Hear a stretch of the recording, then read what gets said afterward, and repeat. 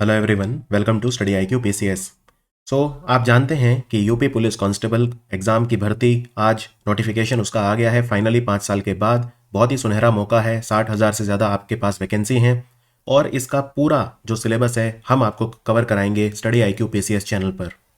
हमारा जो paid course है उसका लिंक नीचे डाल दिया गया है, जिसमें आपको quant, reasoning, English, Hindi, GK, GS, current affairs सब कुछ पूरा कोर्स मिलेगा बहुत ही रीजनेबल रेट पे स्टडी IQ क्वालिटी के साथ। लाइव कोर्स होगा, ठीक है। और उसमें मैं पर्सनली करंट अफेयर्स और यूपी के करंट अफेयर और जनरल नेशनल करंट अफेयर दोनों आपके कवर करूंगा।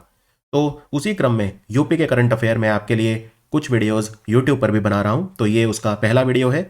यूपी पुलिस कांस्टेबल एग्जाम आपका ड्रीम होना चाहिए। अगर आप यूपी पुलिस में भर्ती चाहते हैं, इससे सुनहरा मौका आपके लिए नहीं मिलेगा। लेकिन ऐसा एक्सपेक्टेड है कि लगभग 50 से 80 लाख के बीच में लोग बैठेंगे। तो आपकी जो तैयारी है बहुत अच्छी होनी चाहिए, तभी आप कोई चांस स्टैंड इसमें करते हैं। तो आइए मैं आपको यूपी के करंट अफेयर कराता हूं और आपको दिखाता हूं कि किस लेवल के करंट अफेयर आपको एग्जाम में करने हैं। मैं फिर से आपको बता दूं, अगर आप हमारा पेड कोर्स लेना चाहते हैं जिसमें पूरा कवरेज आपको मिलेगा, तो उसका लिंक नीचे मैंने पिंड कमेंट और डिस्क्रिप्शन में डलवा दिया है। आपको ये कोड यूज करना है GGCA, ठीक है। जब आप चेकआउट करें तो आपको ये कोड यूज करना है। आइए वीडियो को शुरू करते हैं। प्रधानमंत्री नरेंद्र मोदी जी ने अभी अभी ब्रज राज उत्सव उत्तर प्रदेश में अटेंड किया। ये कौन से शहर में आयोजित किया गया था? ब्रज राज उत्सव। ब्रज किसको बोलते हैं? ये मथुरा में हुआ था इस बार, राइट, जहां पे भगवान कृष्ण का जन्म हुआ था। ब्रज एक ऐसा इलाका है जिसका आप कह सकते हैं सेंटर मथुरा वृंदावन वाला एरिया है। हालांकि इसमें ऐसा नहीं है कि सिर्फ यूपी का पार्ट आता है, इसमें दूसरे जो राज्य हैं उनका पार्ट भी आता है। जैसे हरियाणा का कुछ हिस्सा पलवल और बल्लमगढ़ का आता है। इसी तरह से राजस्थान का भरतपुर, करौली और धौलपुर का कुछ हिस्सा इसमें आता है ब्रज में। मध्य प्रदेश का भी मुरैना जो जिला है उसका कुछ हिस्सा ब्रज में आता है। तो कई राज्यों का इसमें हिस्सा आता है। ब्रज सिर्फ यूपी तक ही सीमित नहीं है, पहली बात तो ये। और ब्रज में बहुत सारे ऐसे इलाके हैं जो बहुत ज़्यादा इंपॉर्टेंट हैं। जैसे फॉर एग्जाम्पल, जैसे बरसाना। बरसाना में राधा जी का जन्म हुआ था। राधा माता का जो जन्म है बरसाना में हुआ था। उनका बचपन वहीं बीता। बरसाना में बहुत ऊंचा एक किला है, एक मंदिर है। तो ब्रज रीजन राधा और कृष्ण का जो प्रेम है उससे एसोसिएटेड है, राइट। तो ये है ब्रज। और ब्रज राज उत्सव जो हुआ था अभी, उसमें खुद प्रधानमंत्री मोदी गए थे और ये मथुरा में हुआ था। तो आंसर है मथुरा। अब यहाँ पे याद रखने वाली चीजें क्या है एग्जाम पॉइंट ऑफ व्यू से? प्रधानमंत्री मोदी जी कृष्ण जन्मभूमि टेम्पल गए थे और बांके बिहारी टेम्पल में भी गए थे। वैसे ये बांके बिहारी टेम्पल अभी अभी न्यूज में क्यों आया था? वो इसलिए आया था क्योंकि बांके बिहारी कॉरिडोर बन रहा है। इलाहाबाद हाई कोर्ट का निर्णय आ गया है, बांके बिहारी टेम्पल के आसपास एक कॉरिडोर बनेगा। कॉरिडोर का मतलब ये होता है वहाँ पे बहुत अच्छी सुविधाएं दी जाएंगी। मंदिर तक जाने का जो रास्ता है वो काफ़ी सुगम हो जाएगा। वहाँ पे टॉयलेट्स होंगे, यात्रियों के लिए निवास होंगे, वहाँ पे परिक्रमा होगी, वहाँ पे एक बहुत बड़े ग्लोबल लेवल पे उसको उसका जीर्णोद्धार किया जाएगा, उसको आधुनिक बनाया जाएगा। सारी आधुनिक सुविधाएं वहाँ पे होंगी, जैसे आपने देखा था काशी विश्वनाथ कॉरिडोर, वैसे ही। दूसरी चीज़ जो आपको याद रखनी है कि यहाँ पे जो संत मीराबाई थी, हम उन्हें संत ही बोलते हैं, कृष्ण भक्ति के लिए मीराबाई जानी जाती थी। तो 525वीं जयंती हमने उनकी मनाई, 525th बर्थ एनिवर्सरी, 525वीं। और मीराबाई जो थी, इनका जन्म 1448 में हुआ था, तो ये इनकी 525वीं जयंती थी। जो जोधपुर के राजा थे रतन सिंह राठौर, उनकी इकलौती बेटी थी ये, लेकिन भगवान कृष्ण की भक्ति में थी। इनका खैर विवाह कर दिया गया था। मेवाड़ के जो युवराज थे भोजराज, उनसे इनका विवाह कर दिया गया था उनकी इच्छा के विरुद्ध, लेकिन उन्होंने कृष्ण भक्ति नहीं छोड़ी। तो उनकी 525वीं जयंती भी यहाँ पे मनाई गई थी। क्लियर?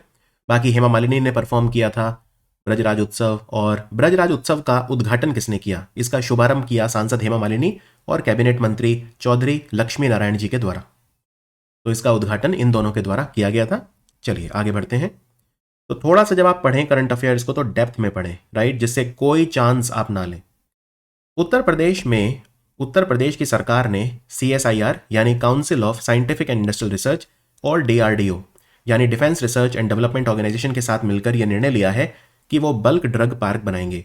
तो बल्क ड्रग पार्क में जो नॉलेज चाहिए, जो एक्सपर्टीज चाहिए, वो देगा CSIR और DRDO। ये कहाँ पे बनेगा? Extremely important question. ये ललितपुर में बनेगा। तो आंसर है ललितपुर, 2000 एकड़ जमीन पे बनेगा। अब ये बल्क ड्रग पार्क क्या होता है? ड्रग मतलब होता है दवाइयां यानी मेडिसिन। तो यहाँ पे बहुत ही बड़े लेवल पे दवाइयां बनेंगी, उनकी मैन्युफैक्चरिंग की जाएगी। CSIR के 43 लेबोरेटरी यानी 43 प्रयोगशालाएं और DRDO के 46 लेबोरेटरी इसमें सहयोग करेंगे, रिसर्च वर्क में ध्यान देंगे, जिससे नई नई दवाइयां बना सकें और काफ़ी अफोर्डेबल तरीके से बना सकें। अब दवाइयां बनाने के लिए ऊर्जा का जो स्रोत होगा यहाँ पे वो होगा पीएनजी गैस। पीएनजी मतलब पाइप्ड नेचुरल गैस। और ये पाइप्ड नेचुरल गैस कौन देगा? ये अदानी गैस देगा। तो अदानी गैस के साथ पार्टनरशिप करी है पीएनजी गैस देने के लिए। यहाँ पे सौर ऊर्जा का इस्तेमाल भी किया जाएगा, यानी सोलर पावर, और सोलर पावर प्रोवाइड करेगी सरकारी कंपनी टीएचडीसी। टीएचडीसी ये सोलर पावर पार्टनर होगा। और लॉजिस्टिक्स पार्टनर कौन होगा? लॉजिस्टिक सेवा कौन देगा? कंकोर, CONCOR। ये जो होगा ये लॉजिस्टिक्स पार्टनर होगा, यानी रसद, सामान की आवाजाही इधर से उधर, ये सब जो है ये सब लॉजिस्टिक देगा कंकोर। ये टीएचडीसी जो है एनटीपीसी की ही सब्सिडरी है, एक तरह की मिनिस्ट्री ऑफ पावर के अधीन ये कंपनी काम करती है। Is that clear? तो बल्क ड्रग पार्क जो बनेगा इससे 1.5 लाख युवाओं को रोजगार मिलेगा और 1 लाख करोड़ की इन्वेस्टमेंट यहाँ पे यूपी सरकार करने का मन बना रही है। आपको बता दूं, बल्क ड्रग पार्क भारत सरकार ने पिछली बार कहा था कि 3 जगह और बनेंगे। जैसे भरूच एक जगह है नर्मदा नदी के किनारे गुजरात में, वहां पे। इसके अलावा ईस्ट गोदावरी जिला है, पूर्वी गोदावरी जिला आंध्र प्रदेश में, वहां पे। और ऊना जिला है हिमाचल में, वहां पे। तो यहां पे भी बल्क ड्रग पार्क बनेंगे। ये लास्ट ईयर पीएम मोदी ने खुद अनाउंस किया था। इसके अलावा आपको यूपी में 3 पार्क और पूछे जाएंगे, ठीक है, अलग अलग चीजों के। जैसे मेडिकल डिवाइस पार्क कहां बन रहा है, ये सुपर इंपॉर्टेंट क्वेश्चन है। मेडिकल डिवाइसेस की बहुत बड़ी मार्केट है, चिकित्सा उपकरण बनाए जाएंगे यहाँ पे। तो ये सेक्टर 28 ग्रेटर नोएडा में बनेगा। Sector 28 greater Noida. एक ये पूछ सकते हैं, यूपी में एक आधुनिक बायोटेक्नोलॉजी पार्क कहां बनेगा, जिसको बोलते हैं बायोटेक पार्क। ये बनेगा पीलीभीत में। वही पीलीभीत जो नेपाल बॉर्डर पे है, जो जहां पे पीलीभीत टाइगर रिजर्व भी है। यूपी में आप जानते हैं कि 4 टाइगर रिजर्व हैं, राइट? तो पीलीभीत में क्या बनेगा? Biotech park.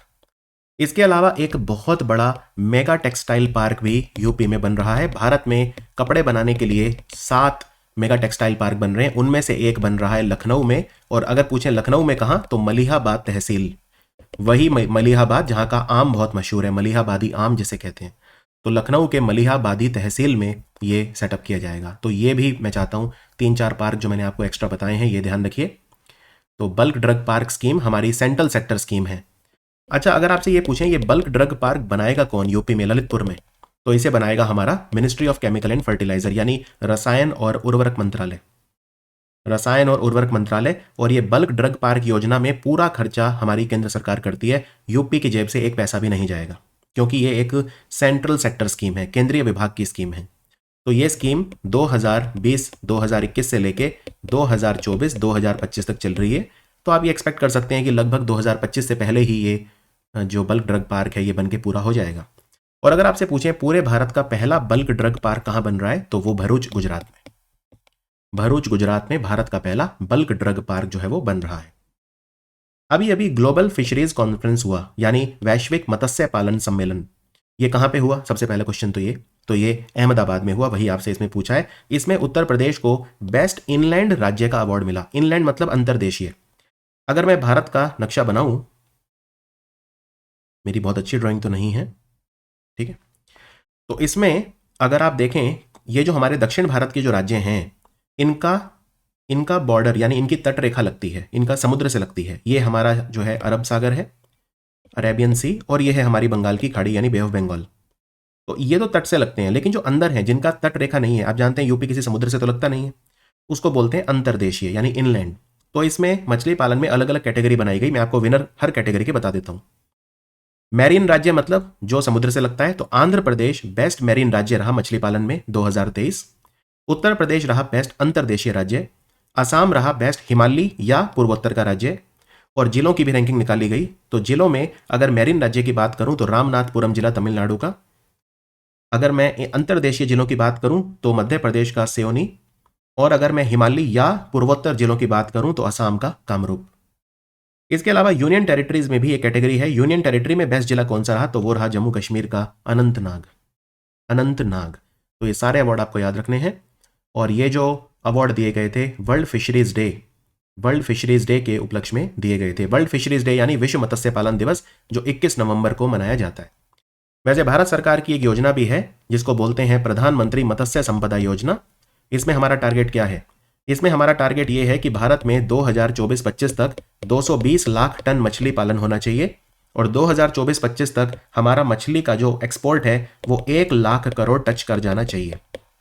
ये 2 लक्ष्य हैं प्रधानमंत्री मत्स्य संपदा योजना के। मैं रिपीट कर देता हूं, 2024-25 तक भारत का जो मछली जो उत्पादन है वो 220 लाख टन यानी 22 मिलियन टन या 220 लाख टन हो जाना चाहिए और हमारा मछली का जो एक्सपोर्ट है वो 1 लाख करोड़ पहुंच जाना चाहिए। उत्तर प्रदेश ने डिसाइड करा है कि वो नॉन वेज डे मनाएगा। ये साधु टी.एल. वासवानी जी बहुत बड़े संत हैं, साधु टी.एल. वासवानी, ये वेजिटेरियन लाइफस्टाइल को प्रमोट करते थे। इनका जन्मदिन, इसको मनाया जाएगा नॉन वेज डे। इस दिन यूपी में नॉन वेज अलाउड नहीं होगा। तो ये कौन सा दिन होगा? ये 25 नवंबर का दिन होगा। आप जानते हैं 26 नवंबर को अगले ही दिन हमारा संविधान दिवस भी होता है और नेशनल मिल्क डे यानी राष्ट्रीय दुग्ध दिवस भी होता है। तो कुछ ऐसे महान व्यक्ति हुए हैं जिनका जन्मदिन हम नॉन वायलेंस को प्रमोट करते हैं, जैसे महावीर जयंती, बुद्ध जयंती, गांधी जयंती और साधु टी.एल. वासवानी जयंती। तो इस दिन जो है मीट सर्व नहीं होगा, यूपी की सरकार अलाउ नहीं करेगी। और अभी वैसे यूपी की सरकार ने जो हलाल सर्टिफाइड जो फूड प्रोडक्ट हैं उनकी बिक्री, उनकी जो सेल है उस पर भी प्रतिबंध लगा दिया है। साधु जो वासवानी हैं ये एक शिक्षाविद थे, एजुकेशनिस्ट थे। इन्होंने एक आंदोलन शुरू करा था जिसका नाम था मीरा मूवमेंट। इनका जन्म 1879 में हुआ था। इनका जन्म 1879 में हुआ था, यानी 1879 में हुआ था। इनका जन्म एक सिंधी परिवार में हुआ था, सिंधी थे ये, और इन्होंने वेजिटेरियनिज्म को पूरी दुनिया में प्रमोट किया। Is that clear? इनकी डेथ हुई थी 16 जनवरी 1966 को, जब ये 86 साल के थे।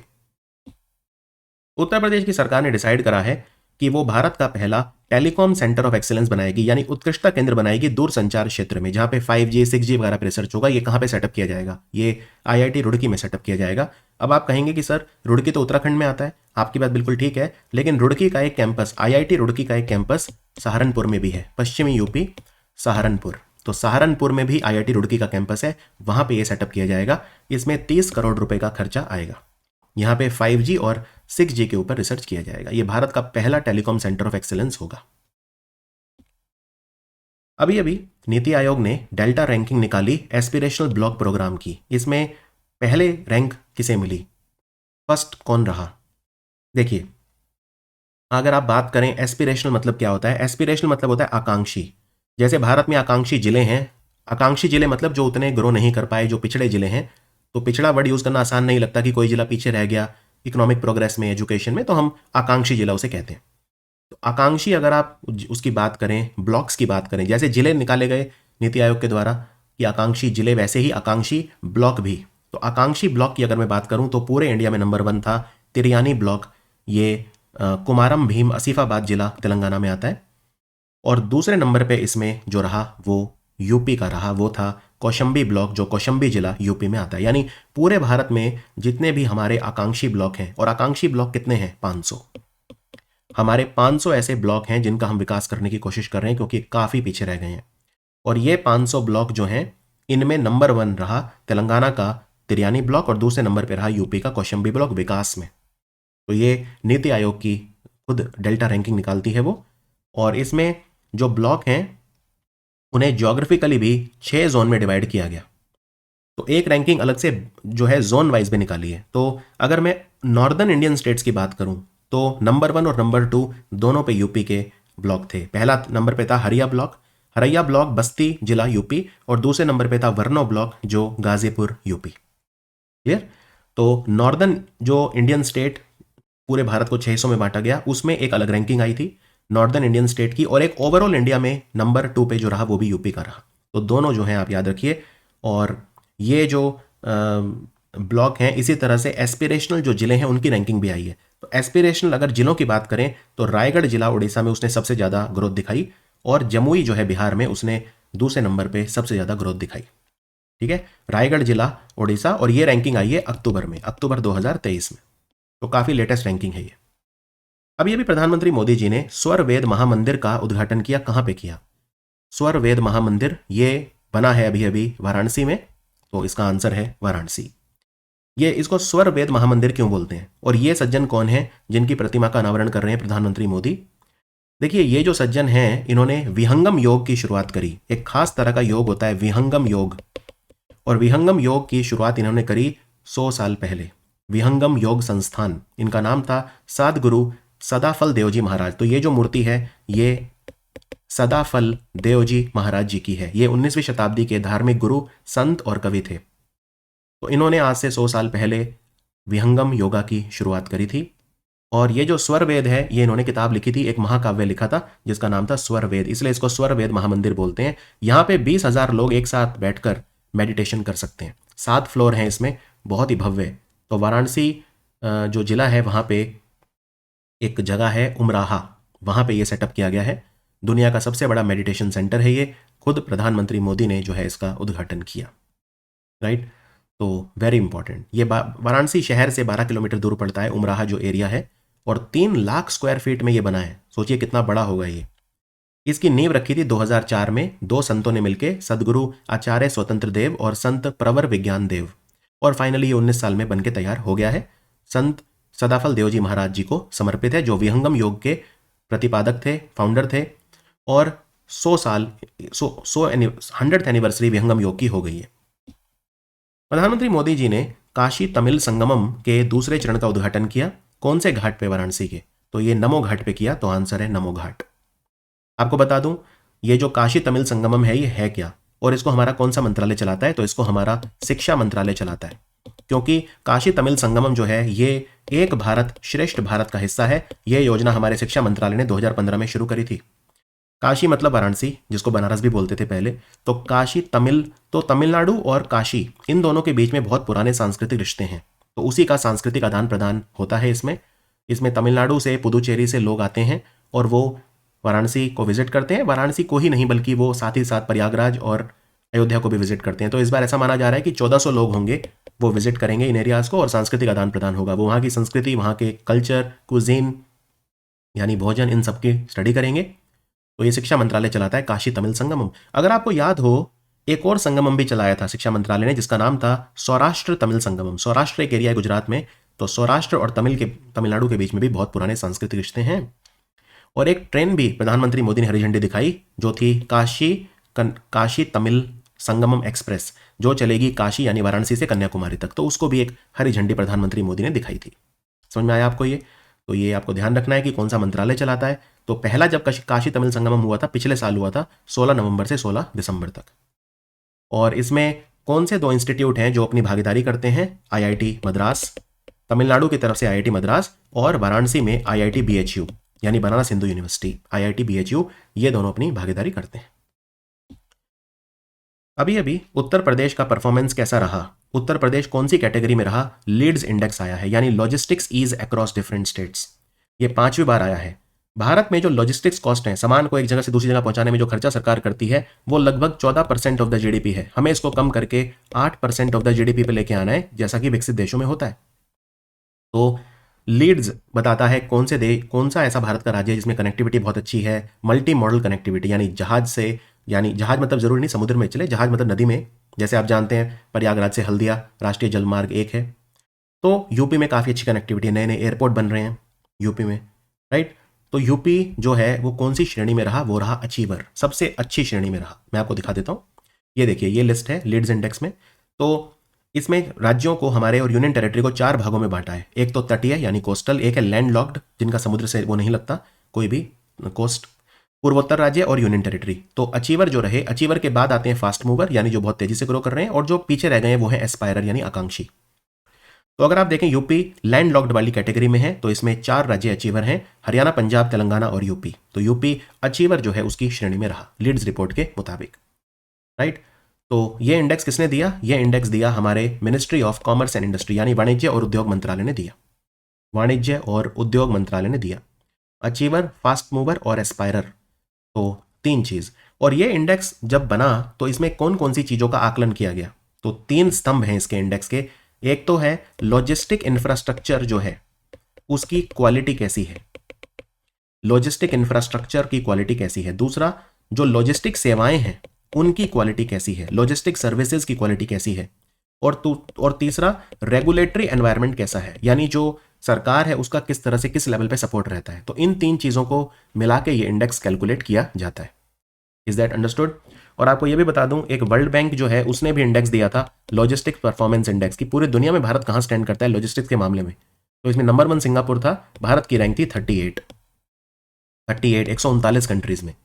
तो काफ़ी हमने इंप्रूव करा है पिछले 10 सालों में। चलिए आगे बढ़ते हैं। अभी अभी भारत के पहली बार खेलो इंडिया पैरा गेम्स हुए नई दिल्ली में, यानी दिव्यांग खिलाड़ियों के लिए हुए। इसमें उत्तर प्रदेश पदक तालिका में कौन से नंबर पे था? आप पदक तालिका यहाँ पे देख सकते हैं। तो हरियाणा के बाद उत्तर प्रदेश दूसरे नंबर पे था पदक तालिका में। तो यहाँ पे 25 गोल्ड मेडल, 23 सिल्वर और 14 कांस्य पदक, ये 62 मेडल जीते यूपी ने, और दूसरे नंबर पे था हरियाणा, इसमें पहले नंबर पे था। हरियाणा ने 40 गोल्ड मेडल जीते, टोटल 105 मेडल जीते। और ये था शुभंकर मैस्कॉट।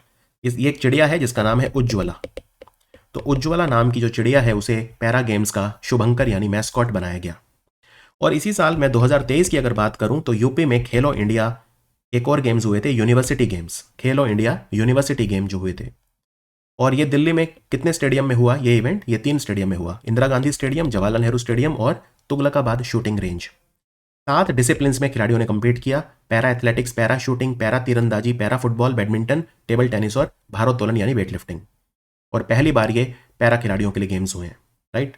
वैसे पैरा खिलाड़ी काफ़ी अच्छा परफॉर्म कर रहे हैं। अभी एशियन पैरा गेम्स हुए थे चाइना के शहर हंगजाऊ में, वहाँ पे उन्होंने 111 पदक जीते।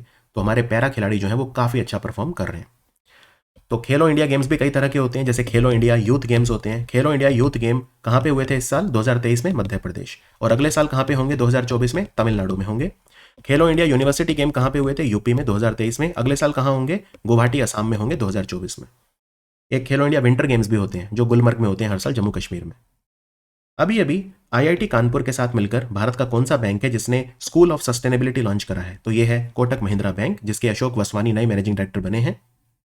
ये भारत का पहला इंटीग्रेटेड स्कूल ऑफ सस्टेनेबिलिटी होगा। ये इनका कॉर्पोरेट सोशल रिस्पॉन्सिबिलिटी है। यहाँ पे वो युवाओं का कौशल विकास करेंगे, नई जनरेशन ऑफ जो लीडर हैं उनको डेवलप करेंगे। 200 करोड़ रुपया इसमें कोटक महिंद्रा बैंक खर्चा करेगा। तो यहाँ पर किस किस चीज़ की बात होगी? यहाँ पे बात होगी क्लीन एनर्जी की, यहाँ पे बात होगी एनवायरनमेंट, इकोलॉजी, वेस्ट मैनेजमेंट, इन सब चीज़ों की बात होगी कि हम अपनी दुनिया को सस्टेनेबल कैसे बना सकते हैं, उस बारे में ये बातें यहाँ पे होंगी। और आईआईटी कानपुर अभी भारतीय नेवी के साथ मिलकर भी काम कर रहा है। इंडियन नेवी और आईआईटी कानपुर ने जो इनोवेशन है उसमें कोलैबोरेशन किया है आपस में, राइट। तो ये भी आपको ध्यान रखना है। इसके बारे में ऑब्वियसली मैं करंट अफेयर्स में कवर करूंगा आने वाले वीडियोज़ में। प्रधानमंत्री मोदी जी ने 800 मेगावाट का एक सौर परियोजना, सोलर पार्क बन रहा है 4000 करोड़ की लागत से यूपी में, उसकी नींव रखी, उसकी आधारशिला रखी। कहाँ पे बन रहा है? ये चित्रकूट में बन रहा है। तो आंसर है चित्रकूट। चित्रकूट। तो ये ध्यान रखिए कि चित्रकूट में 800 मेगावाट क्षमता का ये पार्क बन रहा है, सोलर पावर प्लांट बन रहा है, राइट। भारत का सबसे बड़ा सोलर पावर प्लांट कहाँ पे है? भादला, जोधपुर राजस्थान में, भादला सोलर पावर प्लांट, ठीक है। और अभी दुनिया का सबसे बड़ा सोलर पावर प्लांट बन रहा है अल डफरा, यूएई में, यूएई की राजधानी आबू धाबी में सेटअप किया जा रहा है अल डफरा। ये दुनिया का सबसे बड़ा होगा। अभी प्रधानमंत्री मोदी वाराणसी गए थे, 19,150 करोड़ रुपए के प्रोजेक्ट उन्होंने लॉन्च करे हैं। उन्हीं में से एक है ये 4000 करोड़ का जो सोलर पावर प्लांट चित्रकूट में सेटअप किया जाएगा। क्लियर? और आपको एक बहुत इंपॉर्टेंट चीज़ और बताता हूँ, रेल के जो इंजन होते हैं उनको लोकोमोटिव कहा जाता है, ये तो आप जानते हैं। भारत में रेल के इंजन कहाँ बनते हैं? 3 जगह पे बनते हैं। एक तो चितरंजन में बनते हैं, चितरंजन बंगाल में है। एक पटियाला में बनते हैं जो कि पंजाब में है। और एक बनते हैं बनारस में, यानी वाराणसी में, बनारस लोकोमोटिव वर्क्स। तो बनारस लोकोमोटिव वर्क्स ने 10,000वां इंजन अभी अभी बनाया है, लोकोमोटिव बनाया है। ये बहुत बड़ा एक उपलब्धि है, बहुत बड़ी उपलब्धि, बहुत बड़ा सम्मान है कि 10,000 रेल के इंजन बना के तैयार कर दिए हैं बनारस लोकोमोटिव वर्क ने। तो इसमें पीएम मोदी ने भी काफ़ी तारीफ की थी बनारस लोकोमोटिव वर्क्स की। तो ये एक बहुत बड़ा माइलस्टोन है जो आपको ध्यान रखना है। Clear? Eastern dedicated freight corridor बन रहा है भारत में, right. Eastern dedicated freight corridor क्या होता है? डेडिकेटेड फ्रेट कॉरिडोर मतलब ऐसी रेल की पटरियां जिन पे सिर्फ मालगाड़ी चलेगी, ठीक है, उसको बोलते हैं डेडिकेटेड फ्रेट कॉरिडोर। क्योंकि वरना क्या होता है, अगर मालगाड़ी और पैसेंजर वाली गाड़ी, रेलगाड़ी एक ही पटरी पे चलती है तो उसमें मालगाड़ी को रुकना पड़ता है और पैसेंजर ट्रेन को जगह देनी पड़ती है। तो मालगाड़ी स्लो हो जाती है और काफ़ी लॉजिस्टिक्स कॉस्ट हमारी बढ़ जाती है। जहाँ सामान पहुँचना चाहिए 3 दिन में, पहुँचता है 6 दिन में। तो डेडिकेटेड फ्रेट कॉरिडोर मतलब ऐसी रेल की पटरियां जिन पे सिर्फ मालगाड़ी चलेगी। मालगाड़ी को बोलते हैं कार्गो ट्रेन। कार्गो ट्रेन भी कहा जाता है मालगाड़ी को, ठीक है। कार्गो ट्रेन या फ्रीट ट्रेन भी कहा जाता है। फ्रीट ट्रेन, इंडिया में फ्रीट ट्रेन वर्ड ज़्यादा यूज़ करते हैं। फ्रीट मतलब सामान की माल ढुलाई। तो इसकी ईस्टर्न डेडिकेटेड फ्रेट कॉरिडोर कहाँ से कहाँ बन रहा है? लुधियाना से डंकुनी, लुधियाना से डंकुनी, डंकुनी बंगाल में है, लुधियाना आप जानते हैं पंजाब में है, तो लुधियाना से डंकुनी, और इसकी लंबाई होगी 1839 किलोमीटर। अब ये यूपी से भी होके जाएगा, पंजाब से स्टार्ट होगा, फिर हरियाणा, यूपी, फिर झारखंड, बिहार और बंगाल, यानी 6 राज्यों से होकर गुजरेगा ईस्टर्न डेडिकेटेड फ्रेट कॉरिडोर। अब यूपी में कहाँ से होके गुजरेगा, तो ये जिले कवर्ड हैं इसमें: चंदौली, मिर्जापुर, प्रयागराज, कौशंबी, फतेहपुर, कानपुर नगर और कानपुर देहात।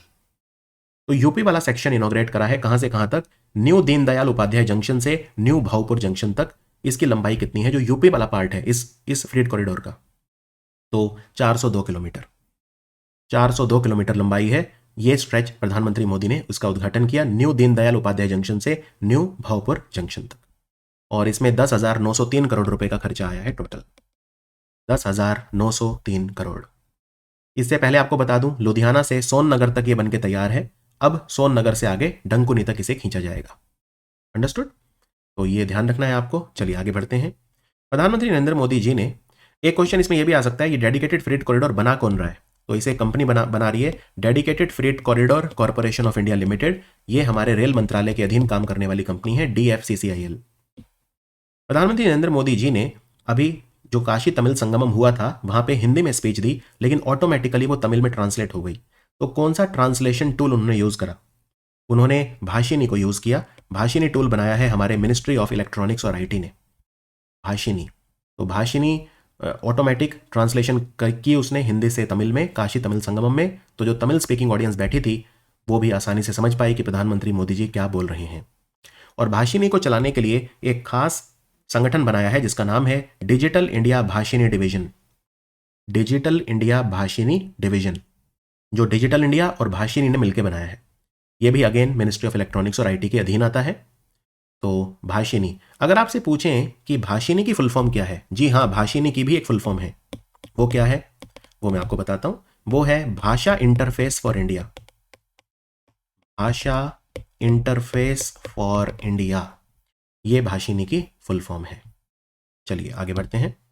भारत की सरकार ने एशियाई विकास बैंक से लोन लिया है $250 मिलियन। $250 मिलियन लगभग 2000 करोड़ हो गया, अगर मैं $1 की वैल्यू 80 रुपये मानूं तो, और डॉलर की वैल्यू वैसे तो 85 के आसपास चल रही है, बट मोटा मोटी एक रफली 80 मान लेते हैं कैलकुलेशन के लिए। रफली 2000 करोड़ का लोन लिया है दिल्ली से मेरठ तक, जो रीजनल रैपिड ट्रांजिट सिस्टम है उसके लिए। तो इसकी लंबाई कितनी है, तो ये दिल्ली से मेरठ तक 82 किलोमीटर की रेल की पटरी बिछाई गई है। और दिल्ली से मेरठ वैसे तो 3 घंटे लग जाते हैं, लेकिन आप इस ट्रेन से सिर्फ 1 घंटे में पहुंच जाएंगे, सिर्फ 1 घंटे में पहुंच जाएंगे। ये बीच में बस एक जगह रुकेगी और वो है गाजियाबाद, इसलिए इसे दिल्ली गाजियाबाद मेरठ RRTS कहा जा रहा है।